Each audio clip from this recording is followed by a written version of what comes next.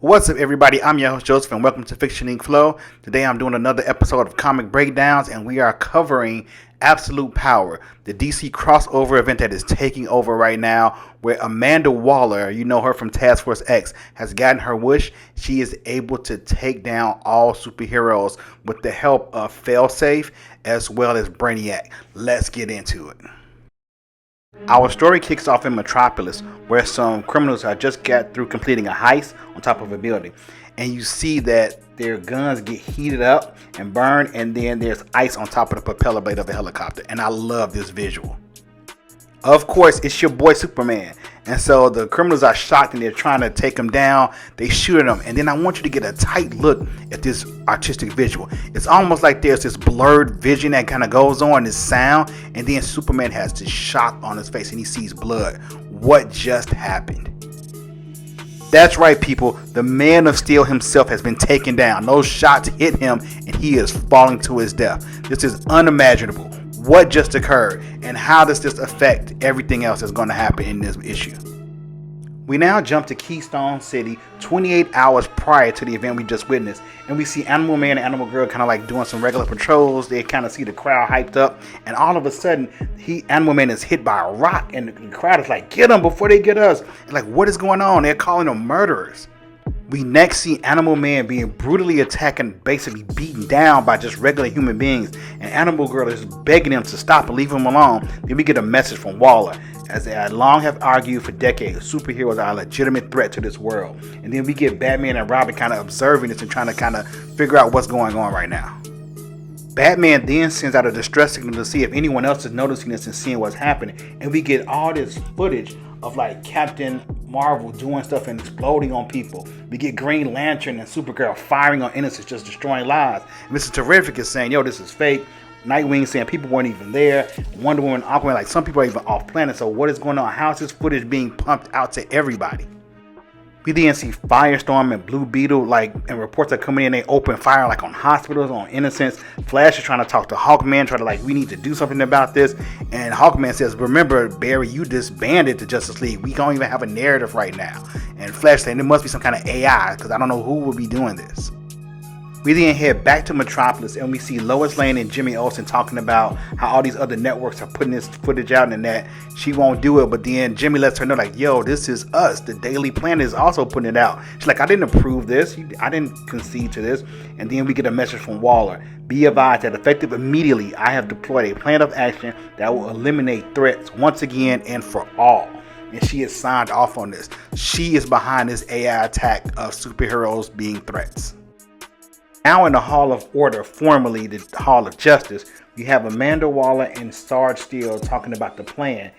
Amanda lets Steele know all you have to do is control the narrative to get people on your side and let them know that the superheroes are coming for you. And she reveals her ace in the hole, Brainiac's bride, if you will, and she is the one who is helping control this AI narrative globally. Kind of reminds me of the Bride of Ultron, Jocasta. So I see a lot of similarities with what you're doing here, DC. Failsafe then steps in and lets Amanda know it's time for phase 2. And Steele is kind of like, I'm not sure about this. I promise to protect the foreign and domestic threats and that this is Amanda's war, not mine. And Failsafe lets Steele know that, look, this is worldwide order. That's what Amanda wants, and that's what we're giving you. Amanda then goes to talk to one of her other team members, which is somebody called Dreamer, which I'm not familiar with, who can obviously walk into people's dreams and change narratives that way and in people's mind. And Failsafe is letting her know that Task Force 7 is ready for deployment.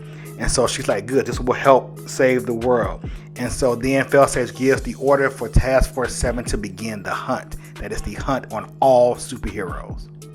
We then jump to a horrifying image of Cyborg trying to change this AI stuff, and he looks like he's in immense pain. He's talking to Oracle saying as quick as we try to take these videos down, they're coming back. The firewalls are almost impossible to break. And Batman and Robin are trying to tell everyone we need to be out there showing them that we are not doing this stuff. We need to help change the way people see us.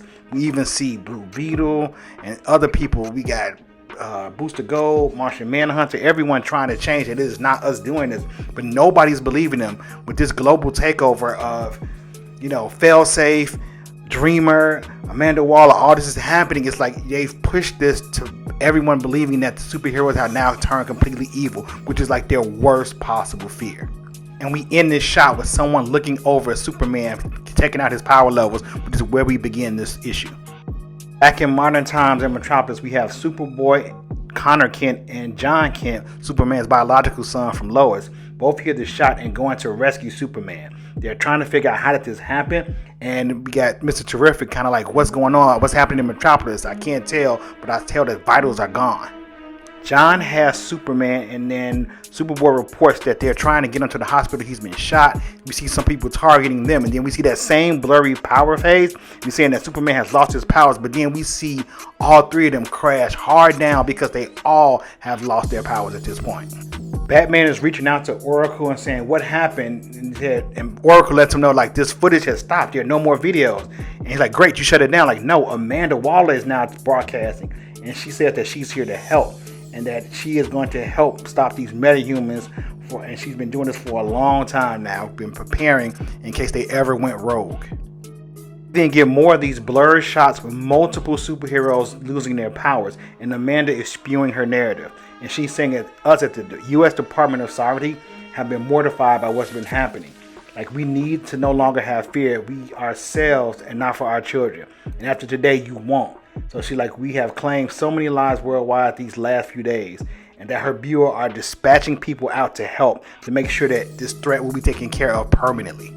We see Mr. Terrific Bamboozle talking about permanently, what are you talking about? And then that's when Batman realizes she would never go public unless she's already had a plan and she is 100% secure that this will not fail. She's been doing this for a while. Next, we see the Flash family depower, and that's when Batman realizes we have been playing into her plan all along. So all this narrative was to bring us all out so it could be gathered in one space, so therefore the robots could depower us all globally in one big strike instead of having to hunt us down individually.